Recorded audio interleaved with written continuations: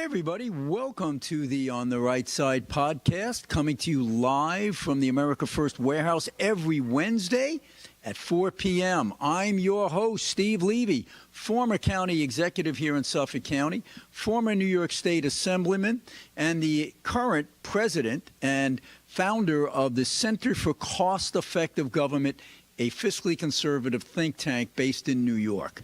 Normally, I have David Zare as my co-host here at the outlet at the Ronkonkoma warehouse here. But David is in Belgium, believe it or not, running sidekick to Secretary of Defense Pete Hegseth. They have some kind of thing going on over there with the military, and David is embedded with them. So every once in a while he chooses Hegseth or President Trump over our show. I let him get away with it. It's all right. That gives me 60 minutes to go over all kinds of stuff. So I have a little freedom here today. And one of the things I want to start off with is one of the issues that I have delved into since I was the county executive here in Suffolk County from 2004 to 2012. And that was the time where illegal immigration was becoming a really hot issue nationwide, and especially on Long Island, where the economy was picking up and you had all of these day laborers coming over and a big controversy. What do we do about it? So many people wanted to look the other way. The Wall Street Journal, Chamber of Commerce, Republicans loved welcoming in all these people for the cheap labor.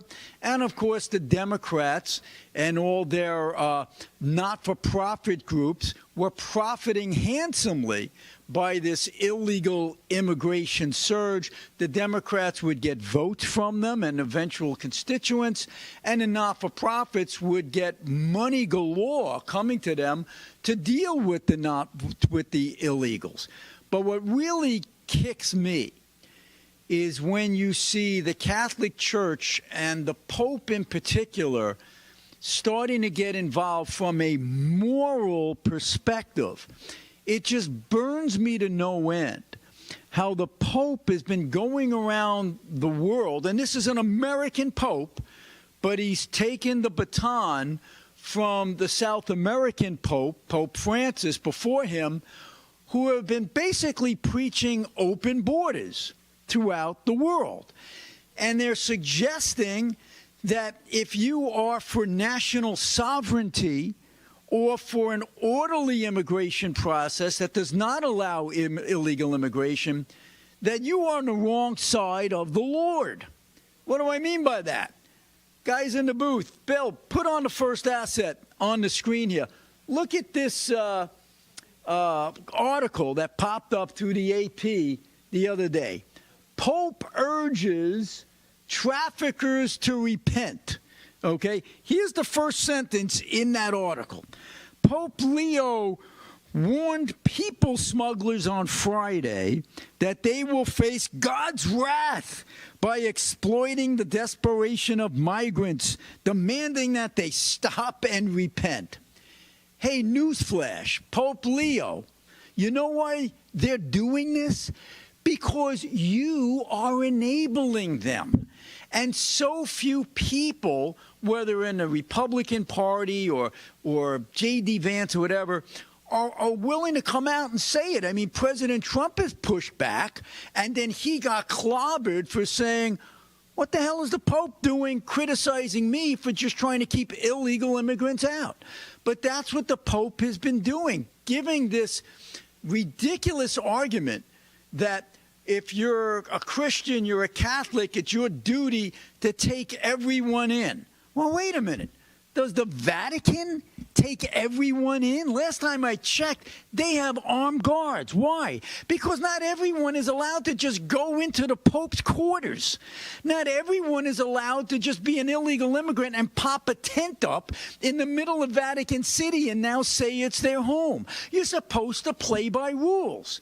And speaking of rules, folks, any of you folks ever go to Catholic school? I did. Steve Levy. I bet you're all thinking, oh, I was a Jewish kid who went to Catholic school. My dad was Jewish. My mom was Italian Catholic. I grew up in Queens. You know what happened when you grew up in Queens in the 60s? You didn't go to public schools if you could help it. You tried to avoid it. They were violent. They weren't very good. So you went to the Catholic school. So I went to the St. Pancras Elementary School in Glendale, Queens. And you know what I learned there from the Catholic nuns? You wait in line. You play by the rules. And if you cut the line, we'll whack you on the knuckles and put you in the corner. Well, what's happened since I went to Catholic school? Put up the next asset, if you would, Bill. Here's what's going on Long Island, at least. Long Island Catholic groups, quote, do more on deportation. That's a message they're sending to their bishops. Hey, bishops, you need to have more lectures at the church to tell us parishioners that we have to accept illegal immigrants. They never say illegal. They blur the distinction between legal and illegal and say it's your duty under God's law to take everyone in. Well, and let them cut the line. That's not what they were telling me in Catholic school, okay? So why is this happening? Well, there's a lot of reasons, but here's one of them.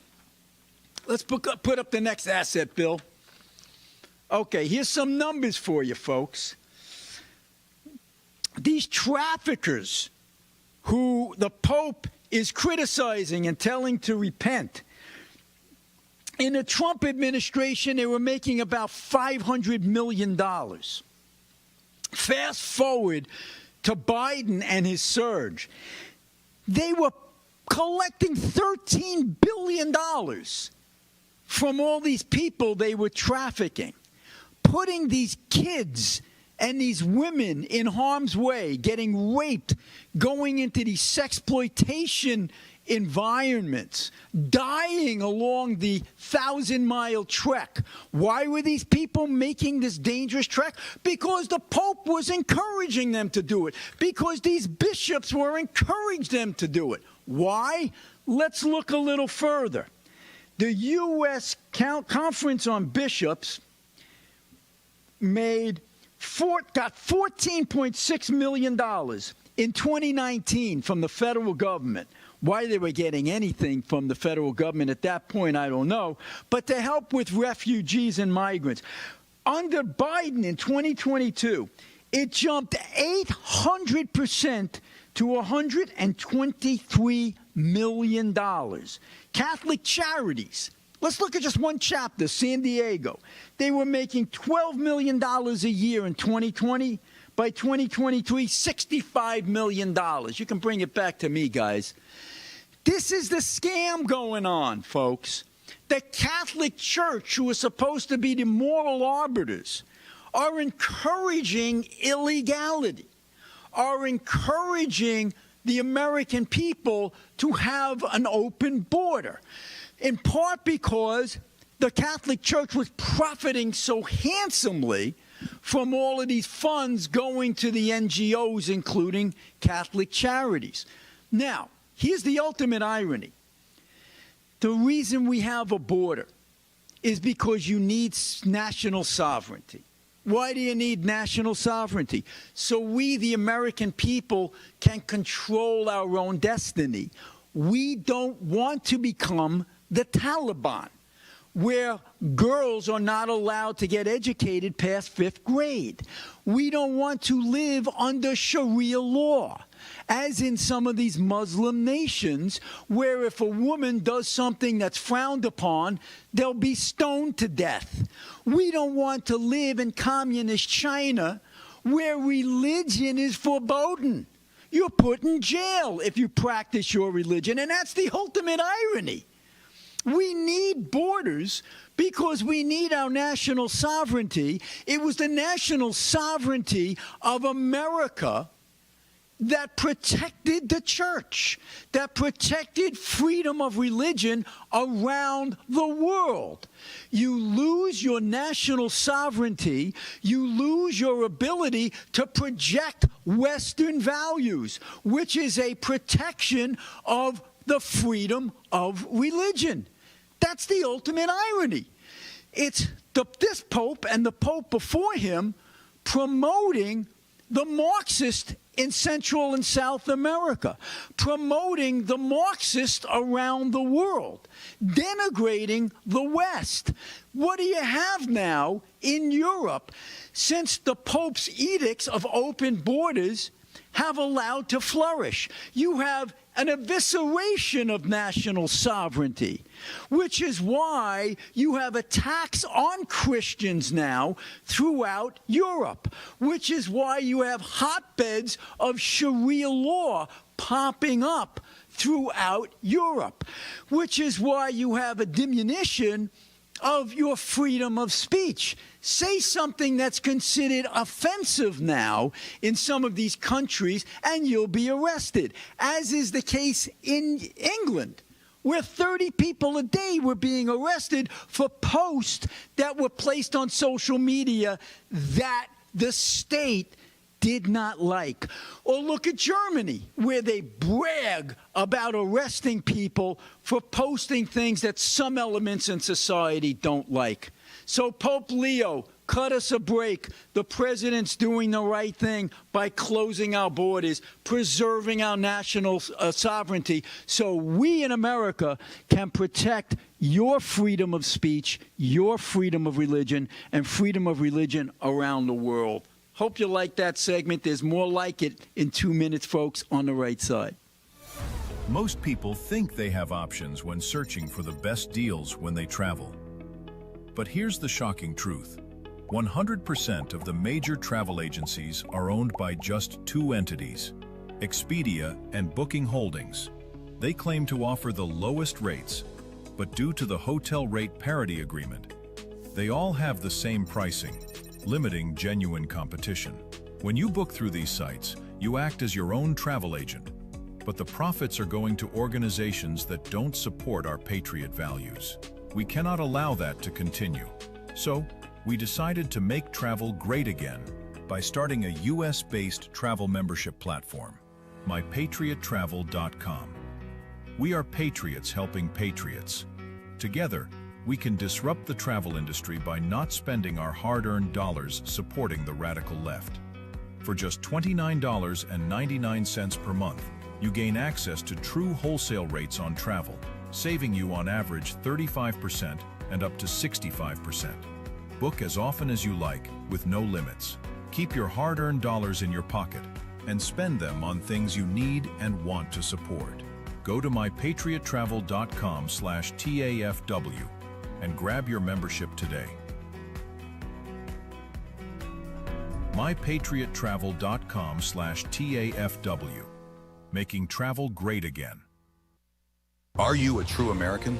Then it's time to get connected. Download the America First Media and Television app and stay up to date with real news, bold voices, and live events from the America First Warehouse. From national broadcasts and exclusive shows to comedy nights, concerts, and special events. It's all right at your fingertips. No filters, no spin, just America First. Download the America First Media and Television app today and be part of the movement. I'm sure you guys remember the platinum single, Justice for All, with Donald Trump and the J6 Prison Choir. We'll get ready for round 2. We're coming out with Anthem of the Free with High Res and the J6 Prison Choir. It's coming out now. It's pre-sale until December 19th when it drops. Get yours on all platforms, Google Play, Apple iTunes. Get it. It's going to be hot. Justice for all, our voices ring, the anthem of the free. It's me, Joe the Box, the America First Warehouse, most patriotic venue in all the land. The America First Warehouse, a beacon for all to see, a symbol of unity. For the patriots of America, we stand tall and free. In the America First Warehouse, where our hearts will always be.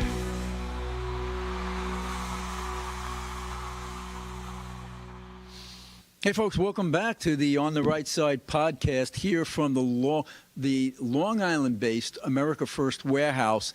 I'm Steve Levy, your co-host. I am the president of the and executive director of the Center for Cost-Effective Government, which is a fiscally conservative think tank. Before that, I was a politician here on Long Island, the Suffolk County executive and a New York State Assembly member. And I usually have David Zaire from Real America's Voice as my co-host. He's on assignment with the Defense Department over in Belgium. I want to give a shout-out to Joe the Box, who is the man who is the proprietor for this amazing a warehouse. If you've never been here, you have to make it here.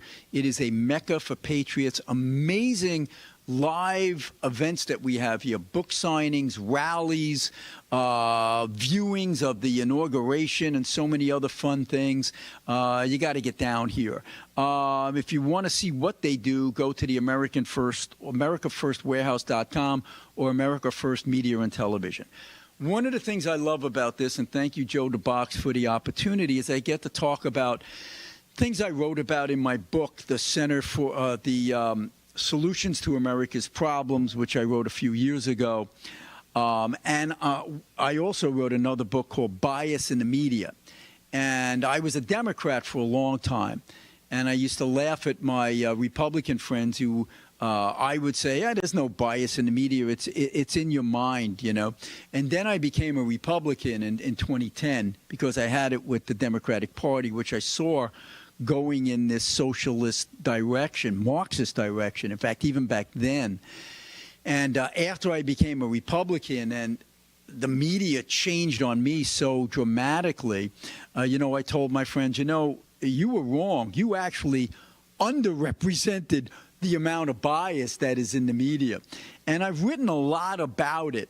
And I kind of dovetail my writings about the bias in the media with a lot of my findings in my book, Solutions to America's Problems. And one of them popped up, an article popped up the other day, which molded the two. Guys, if you could put it up on the screen. This was a headline. It was an AP article, Associated Press, which, as you know, they think they're moderate, neutral sources. They're far left, right? And the headline is, New Medicaid Rules Worry Some Patients.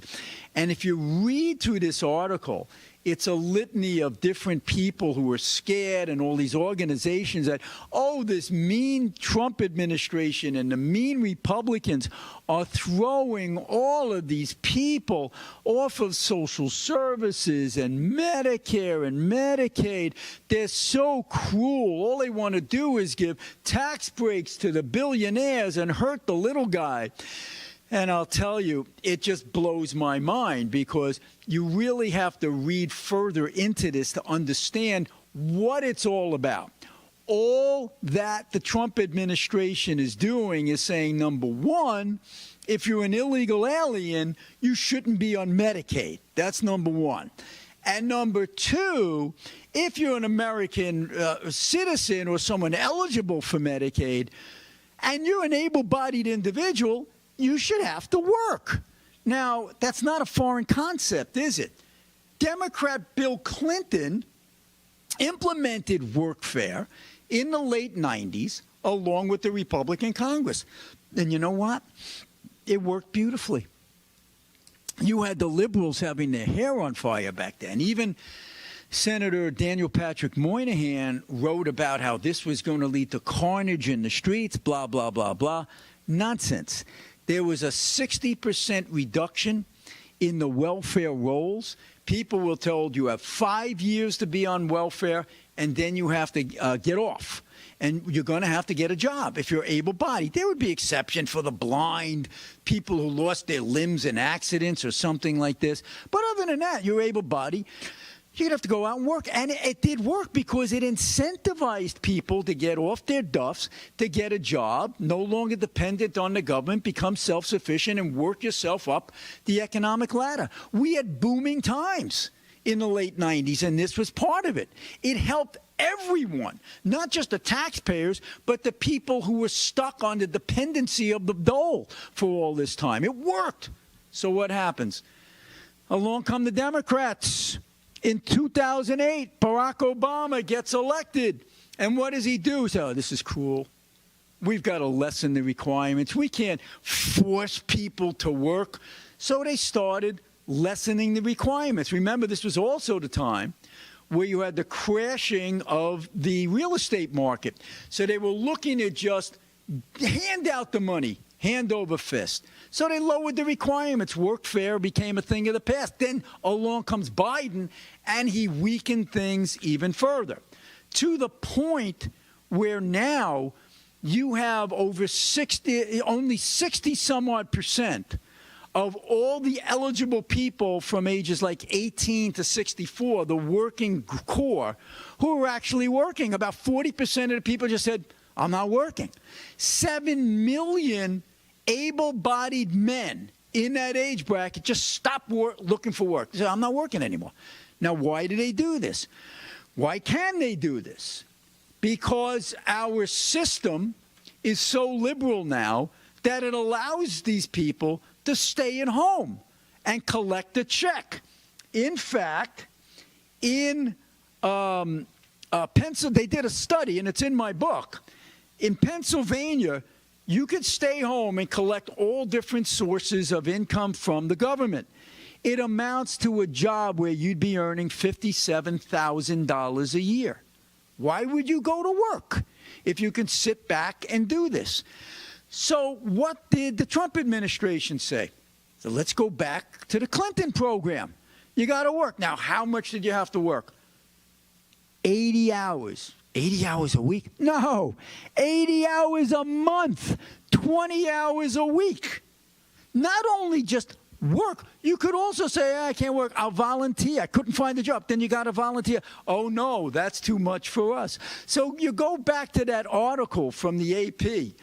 They have this person who says, I want to try and find it, where the person said, I am a freelance writer, and I suffer from depression, and I have diabetes, so I can't work.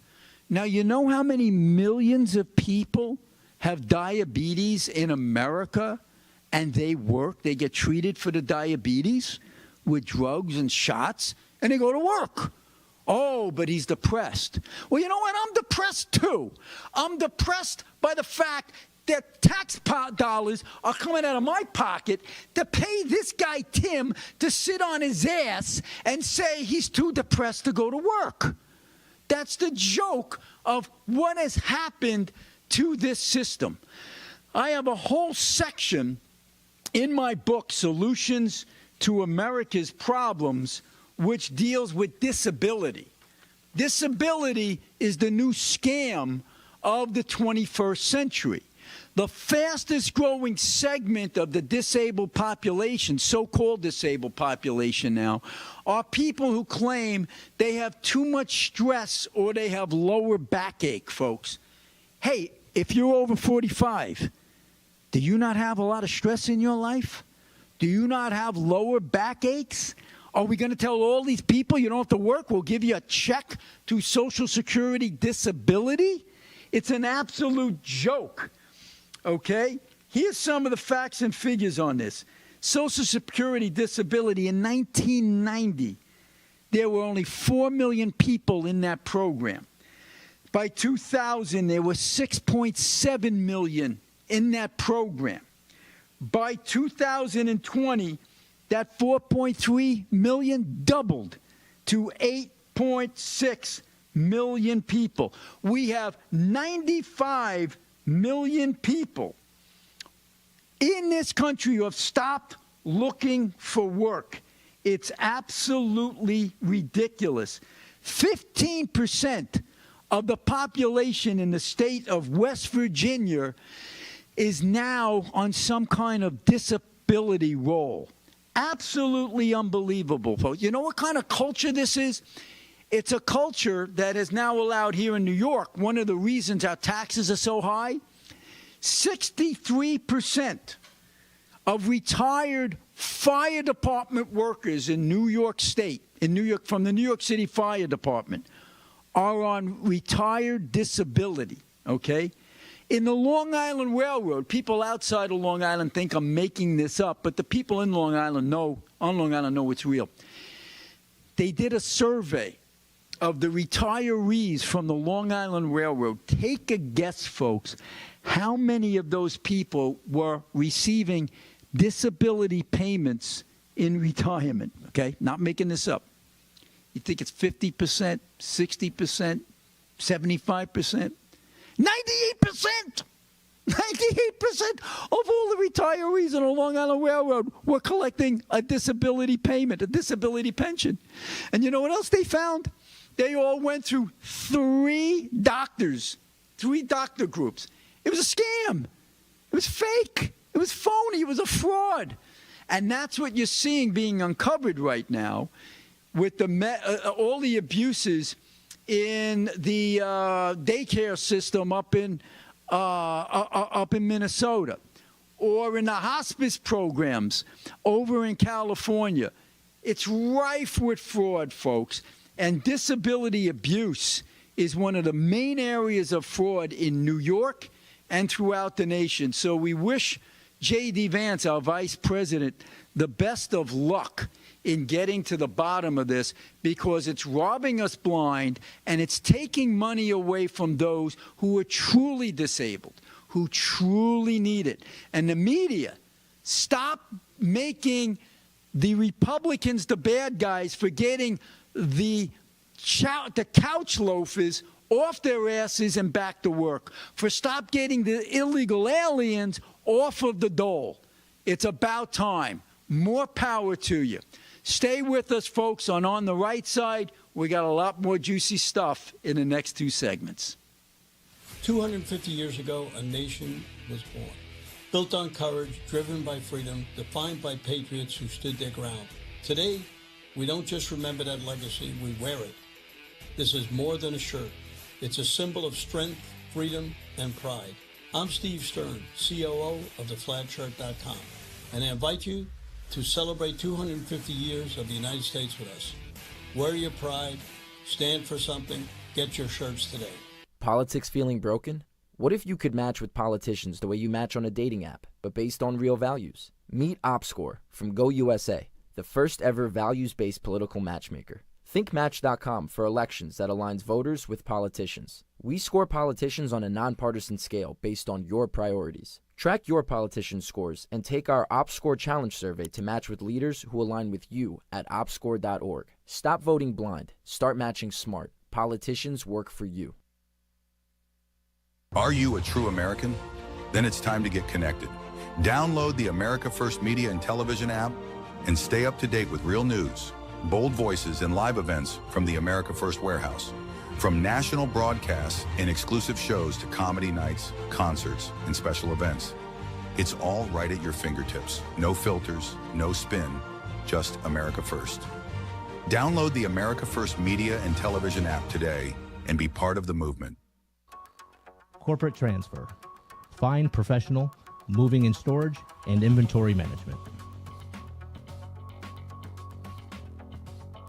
If the vote count is accurate, then how come the number of voters is different? And if it's not accurate, then why was it certified? We are suing Letitia James and the New York State Board of Elections for a conspiracy against fundamental rights. This is not about who won. It's not about what party. It's about the fact that they don't care about your rights. It's me, Joe the Box, and I'm John the Blanket with the America First Podcast. That's what I'm talking about. The Fred Rubino Podcast, coming to you from the America First Warehouse. Welcome, everybody, to the James Justice Show, tearing these airwaves apart with all the craziness that goes on in the world. Welcome to the Patriots Podcast. Good evening, everyone. Hey, everybody. Welcome back to the On the Right Side podcast here at the America First Warehouse in Long Island, New York. Shane Jenkins here with another episode of Liberty's Cage. Hi, everyone, and welcome to our podcast, Red, Right, and True. We are streaming live on America First Media and Television app. Welcome, ladies and gentlemen, Kevin Downey Jr. podcast. Be free, stay free. The America First Warehouse, where our hearts will always be. Hey, welcome back to part 3 of 4 here on the Right Side podcast, coming to you from the America First Warehouse on Long Island, New York. I'm Steve Levy, your co-host, former county executive here in Long Island and a New York State Assembly member. And I'm the executive director of the Center for Cost-Effective Government, fiscally conservative think tank. David Zaire, my usual partner, is away on assignment. He's from Real America's Voice. Thank you, Joe DeBox, for making this all possible. And we have another two segments. And on this segment, I want to get into something that really blew my mind. I know you guys have been following what's been going on in Maine with this Nazi sympathizer, self-admitted communist, Plattner, Graham Plattner, who is now the Democratic nominee to take on Susan Collins for the Senate seat in Maine. Okay, it has been hilarious, somewhat sad, and hilarious at the same time, to watch Democrats twist themselves in pretzels to try to justify their support for this horrible human being, Plattner. Now, we all know by now that he had a tattoo on his chest that wasn't just a Nazi tattoo. It was a tattoo of the division within the Nazis that actually were the prison guards for the death camps in Germany, Poland, et cetera, et cetera. So these reporters go up to Maine and start doing some interviews on the street at the diners and asking people, how do you justify supporting a guy who is so supportive of this Nazi stuff? And you got to roll this tape from a woman who's being interviewed. I think she's just a woman on the street. This woman ran against Susan Collins in 2008. Listen to what she said. Go. Token Coke tattoo, the Nazi tattoo. How do you kind of? Somebody said that they talked to somebody who had seen one of those or wore one of those, and it was silver, and it didn't even occur to him that it was the same thing. I think people are making as much of it as they can because they don't have a lot of substance around anything else. And if they did, we'd hear about it, believe me. They are trolling for dirt. What if he has like a Israeli flag tattoo or something? Would that be a deal breaker? For me? Yeah. Honestly, yeah. That would be Israeli? Yeah, because I don't support genocide, and he doesn't either. And that would show that he was being inconsistent. And he's been very consistent about that. Okay, that's across enough. the board. Did you hear that, folks? Did you hear that? This is a woman who was a candidate for the United States Senate on the Democratic side saying, yeah, it's those Jews, it's the Israelis who are committing genocide. Not the Nazis who put them in ovens, 6 million of them, during World War II. You know, having the Nazi symbol, that's not really an indication of being in favor of genocide. But if you had an Israeli flag, oh, that's genocide.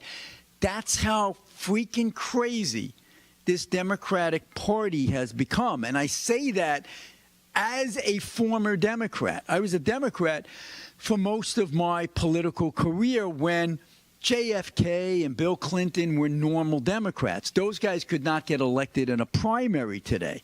But they are way, way off the deep end. So now all of these crazy professors who are polluting the minds of our young people in these university bubbles, okay, they're now becoming the norm. They used to be the fringe, the anomalies. Now their way of thinking has permeated the Democratic Party where they are the tail that's wagging the dog.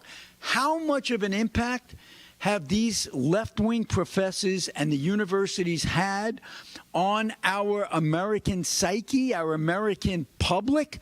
Well, look at these polls that came out recently asking the American people, are you proud to be an American? What does America mean to you?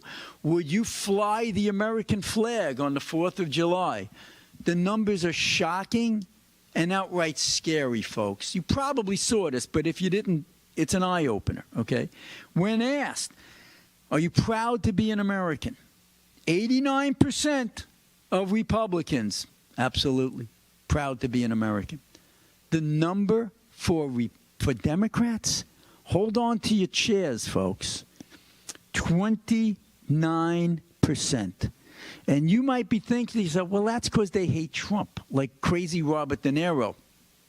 You said at a forum the other day, I can't be proud of my country. I can't support America when Donald Trump's in office. Okay? Well, the point is, it's not just when Trump was in office. They've been down on America when Biden was in office, when Obama was in office. Now, going back to 2001, and I'm talking about before September 11, 2001. This is January 2001, after a horrible election fiasco with the hanging Chad. Remember that? Even back then, Democrats proud to be an American, 85%. It was on par with Republicans.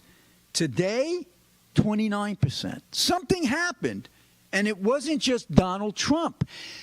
It's been the indoctrination of a generation by all of these crazy leftist professors that are having an impact on the American people. This is why, folks, the demographics of the two political parties have completely done a 180. It used to be that higher income educated folks were Republicans, and working people, working class, people without college education were the Democrats, the union people, et cetera, et cetera.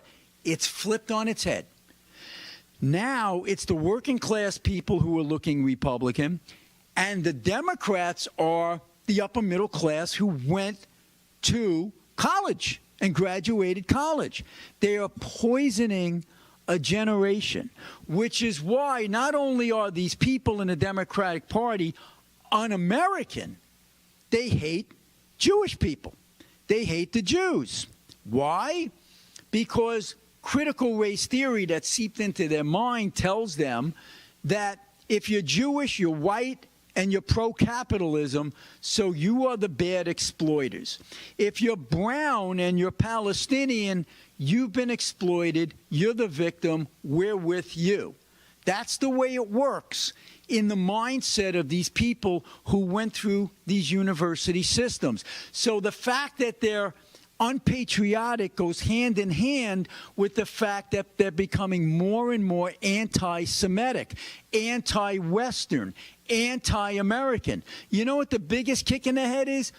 You're watching the World Cup right now. The most fun you'll see is looking at the podcast and the Instagrams of these people coming over from Scotland, from Germany, and from these other areas, and they're just going to the Waffle House for the first time, and they're loving it. They're going to a Texas barbecue. They're going to a country music concert. They're going to a Walmart.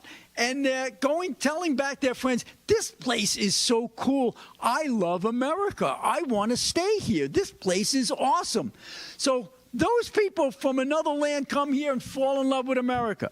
But it's our own Americans, at least in the Democratic Party, who hate this country, who say they want to live abroad. Hey, here's the door.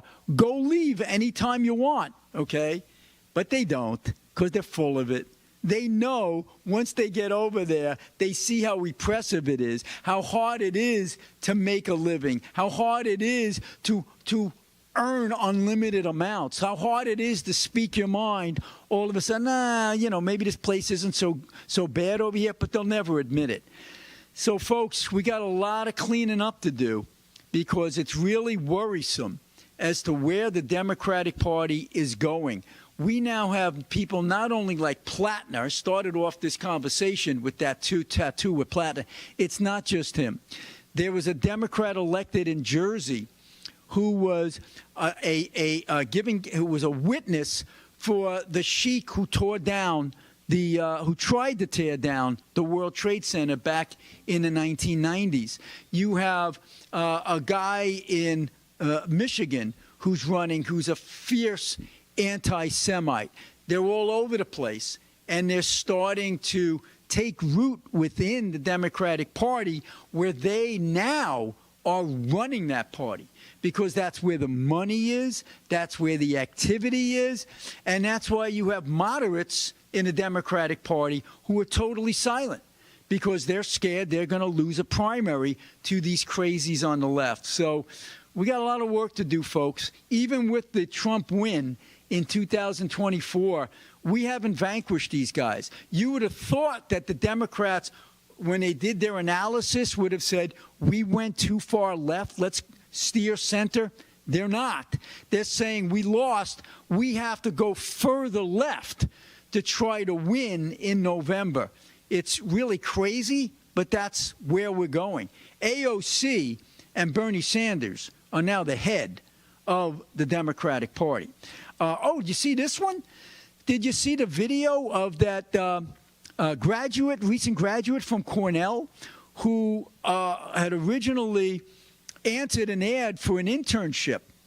And then there was a follow-up, and the guys, these two Jewish guys who run the company, wanted to bring him in for an interview, and then they saw the name of the owners, and the guy realizes, oh, they're two Jews. He writes back to them, no, I didn't know you were Jewish. I will not work for a Jew. No joke. No joke. And the Jewish guys they didn't want to kill the guy's career, so they didn't even post his name. They just said, look at this, how horrible this. And then the kid from Cornell doubles down and says, yeah, that was me, and I stand by what I said. Unbelievable. This is the type of anti-Semitism that is germinating from the university system, the same way the American bashing is germinating from within our university system. Wake up, folks. We need to turn this around. We'll be back for one more segment in 2 minutes on the right side. Me, Joe the Box, the America First Warehouse, most patriotic venue in all the land. The America First Warehouse, a beacon for all to see, a symbol of unity. For the patriots of America, we stand tall and free. In the America First Warehouse, where our hearts will always be.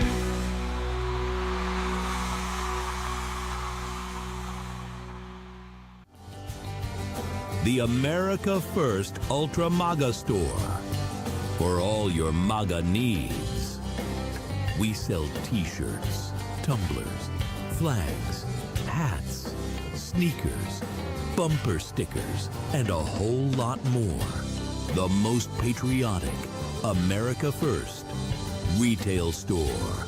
The America First Ultra MAGA Store. Let's go! Rav family, it's time to stand up and fight back. We have to be tough. Join fellow patriots at the America First Warehouse for AMAC's Boot Camp for Patriots. Yes, sir! An incredible two-day event designed to teach you how policy gets implemented, how grassroots movements create change, and how you can help shape the future of America. Proud and free and standing tall. On June 19th, don't miss Real America's Voice live, on site, with a special taping of Live from Studio 6B, The Freedom Truck, live music and barbecue. And on June 20th, it's Vendor Village, followed by AMAC's Boot Camp for Patriots live event. Tickets are limited and going fast. Scan the QR code now and reserve your spot today. 2 days of training, fellowship, and action brought to you by AMAC. Get your tickets now before they're gone.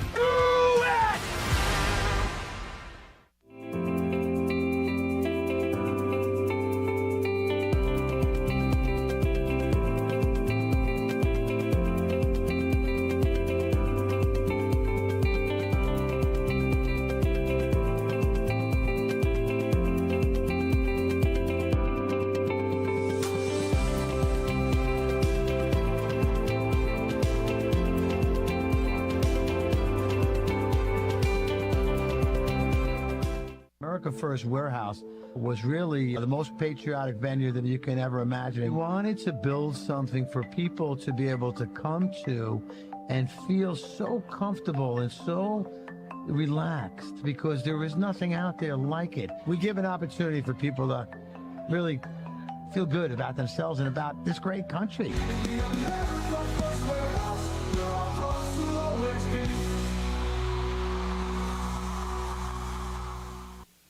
Hey, folks, you're back with us at the America First Warehouse. This is the On the Right Side podcast. I'm your host, Steve Levy, former Suffolk County executive and New York State assemblyman, and my regular co-host, David Zayer's out on assignment today. He's with Real America's Voice. If you ever want to follow my commentary, I ask you to go to my website at stevelevy.info. You'll see many of my writings that appear in the Washington Examiner, Washington Times, many of them in Newsmax. That's probably my number one place where my articles appear. You'll see a lot of my commentary on cable. And you could also catch our white papers on the Center for Cost-Effective Government if you want to see how we can save Social Security, or why Medicaid is exploding so dramatically, or what we have to do to control the power of the municipal unions. It's all there on the website, centerforcosteffectivegovernment.org. So now in our final segment, we got to talk about something that is a really hot topic, the hottest topic of the moment. It's what's going on in Iran. And I think we have to be very honest, folks. When we have these talk fests here, you know, we have to call balls and strikes, and we have to call them like we see them, or what good are we? You know, we can't be sycophants, and we can't be all in on this guy or all against that guy. You got to go with a facts lead and try to tell truth. And I was very upfront that I was very supportive of the president, President Trump, and having the bravery and being the one guy who wouldn't just talk the talk, but was willing to walk the walk and go after Iran and defang them and stop them from getting a nuclear weapon. The Obama deal, the JPCOA, was a joke. It indeed gave them a roadmap to a bomb. It had a 10-year time limit on it. They were allowed to keep their centrifuges and to create all the dust and have it ready so at the end of the 10 years they could make their bomb. And it also gave them hundreds of billions of dollars. Horrible deal all the way around. President Trump comes in, tears it up. It's disgusting. It's terrible. We took our foot off of their necks. We had them, and then they rebuilt. And they put all that money into terrorism to create hegemony around the Middle East. So now the Trump administration finds out these guys are this close to getting the bomb. We got to take them out. And he had the bravery to do it. God bless him. And he had them on the ropes. And along with Israel, we had destroyed their defenses. They were sitting ducks. We could do anything we want with our missiles, our F-16s and our Patriots to take out their leadership beyond where they're taken out already, and to make them humble to the point where maybe we'd have a regime change and bring them to the table. But I don't know what happened, folks. I'll tell you, I don't like what I'm hearing with this potential deal. Now, we don't know all the details, which is one of the problems. How can you come out with this deal and not let people see what it is? We'll see what it is on Friday, but then it's too late. It's already signed. So the only way this can be good is, and it's in articles that I've written about a couple of weeks ago, is if we get that nuclear dust and they don't get a dime until we do. But it's looking like, as to the dust, there's just an agreement to have further negotiations, which, okay, is not the end of the world so long as they're not getting any money in the meantime. But the sanctions, it looks like, are going to be removed. And now there's talk about having the Arab countries give $300 billion to Iran. Now we keep hearing from the president and J.D. Vance that, oh, well, that doesn't happen until thresholds are met. I don't know. We haven't seen that yet. That wouldn't be so bad. But what are those thresholds? One of those thresholds better be you don't get a dime until we get the dust. I don't think that's going to happen, folks. I don't think it's going to happen. So if that doesn't happen, and it's 60 days down the road and you're in September or August, you're right near the midterms. Are you going to start up the kinetic military fighting again? I don't think so. You know, maybe you'll get a drop in the oil prices over that time, and maybe the Republican chances for November may increase a little bit, but you can't be looking at this short term. You have to be looking at this long term. If these guys get a bomb, we're done. They now control that whole Middle East area, because anytime we want to do something conventionally where we have the advantage right now, we can't do it because there'll be a nuclear force. And that's why Israel's sitting back and saying, what the hell's going on here? You know, we have them. We can go in there any time with our jets and blow them to smithereens, take out their bridges, take out their infrastructure, take out their power plants. And the president's saying, whoa, hold off. Worse still is telling the Israelis you can't retaliate when Hezbollah is lobbing rockets into your northern part of Israel. Could you imagine if the cartels were lobbing bombs into Arizona or Texas? You don't think we would wipe them out thereafter? Look what happened just a week or two ago. Iran shot at one of our helicopters. We retaliated militarily immediately. But we're telling Bibi and the Israelis they can't do this? I think it's a big mistake. It's almost telling Iran that you win. I mean, and the president's approval rating in Israel, he was a god to the Israelis. They were building statues for the president. They were naming buildings after him. They were naming children after him. His popularity has sunk below 50% now. I don't get this. Why are you telling our ally you have to hold off and allow Hezbollah to bomb you? And let's face it, Hezbollah is Iran. Iran is Hezbollah. Here's Iran allowing Hezbollah to bomb Israel.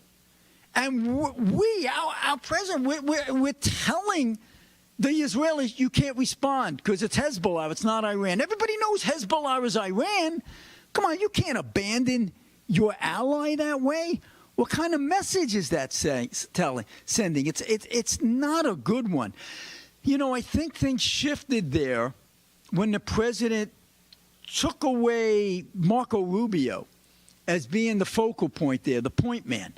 Rubio is a U.S. involvement type of guy, where J.D. Vance is far more of an isolationist.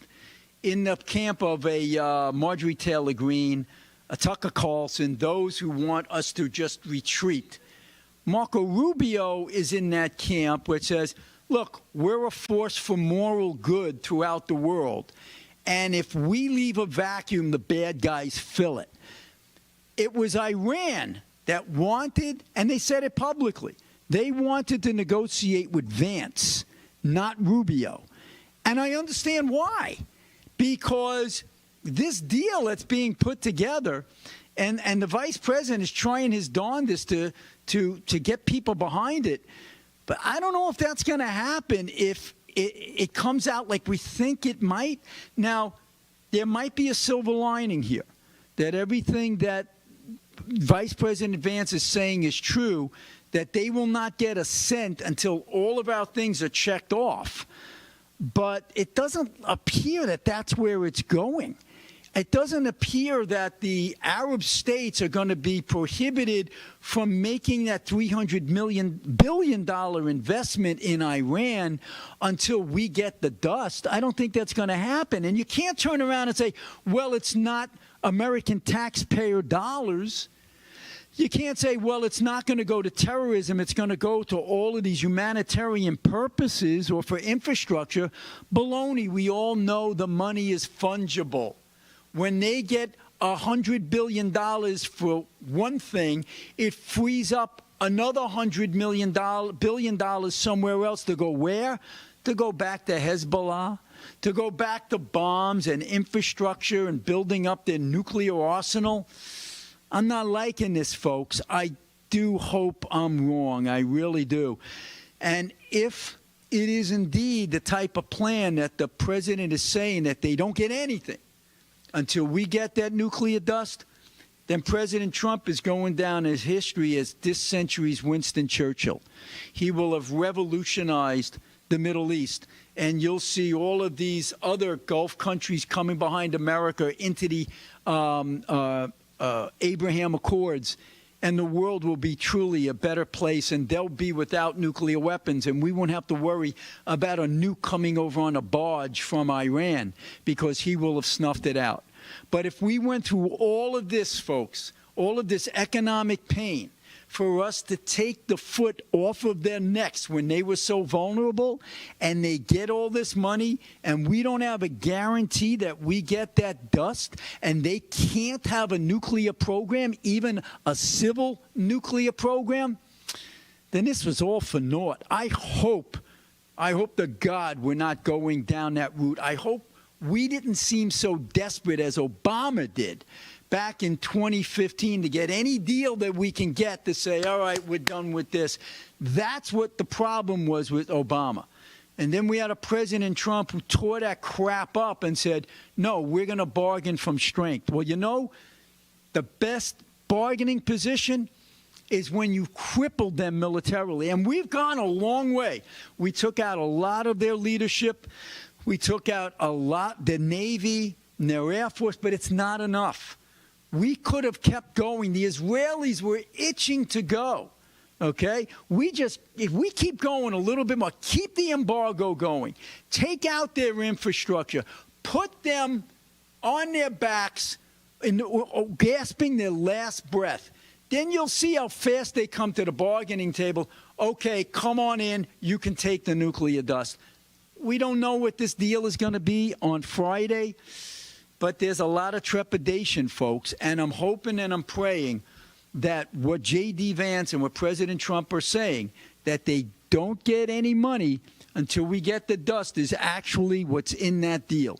If that's the case, we're in a good place. If not, we're going to be revisiting this again in 60 days, folks, very close to the midterms. Let's keep our fingers crossed. Let's keep the prayers going. Let's hope that this thing is resolved to the benefit of the people of the United States of America. And we'll be back next week to fill you in on exactly what it says this Friday in that deal. So be back with us next week on the right side. See you then.